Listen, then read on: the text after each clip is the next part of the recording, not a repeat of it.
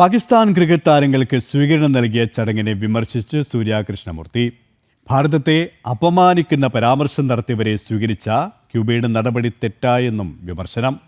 പാക് താരങ്ങൾക്ക് സ്വീകരണം ഒരുക്കുമ്പോൾ പഹൽഗാമിൽ ജീവൻ നഷ്ടമായവരെ മറന്നുവെന്നും അദ്ദേഹം വിമർശിച്ചു. വിദ്യാസമ്പന്നരായ മലയാളികൾ ഇത്തരത്തിൽ സ്വീകരണം നൽകിയത് ശരിയായില്ല. ദൃശ്യങ്ങൾ കണ്ടതോടെ മാനസികമായി തളർന്നുവെന്നും അദ്ദേഹം പറഞ്ഞു.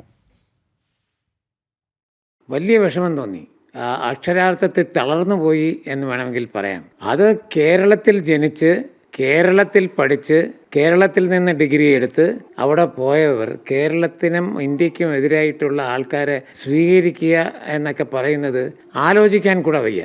മറ്റൊന്ന്, ഇത് എൻജിനീയേഴ്സാണ്, ബിടെക് അസോസിയേഷനാണ്. ഞാനും ഒരു എൻജിനീയറാണ്. അതുകൊണ്ട് തന്നെ എനിക്ക് കൂടുതൽ വേദന തോന്നി. എൻജിനീയേഴ്സ് ഇങ്ങനെ ചെയ്തല്ലോ എന്നുള്ളൊരു വേദന എനിക്ക് ഉണ്ടായി. പിന്നെ ഈ രണ്ടുപേരുടെ കാര്യം ഒന്ന് ഓർത്ത് നോക്കുക. പഹൽഗാം മുതൽ അല്ലെങ്കിൽ അതിനു മുമ്പ് തന്നെ ഇന്ത്യയെ ഏറ്റവും കൂടുതൽ മോശമായി വിമർശിക്കുന്നവരാണ് രണ്ടുപേർ.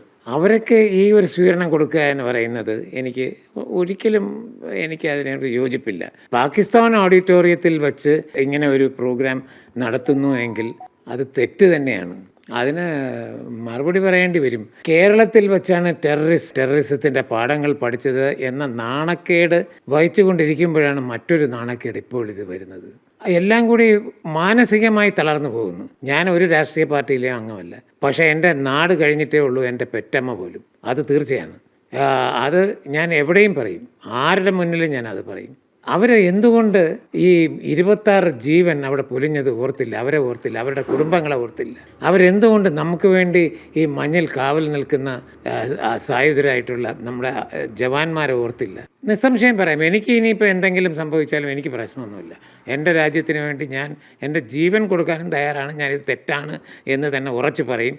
രാഷ്ട്രത്തെ സ്നേഹിക്കുന്നവരാണ് വരേണ്ടത്.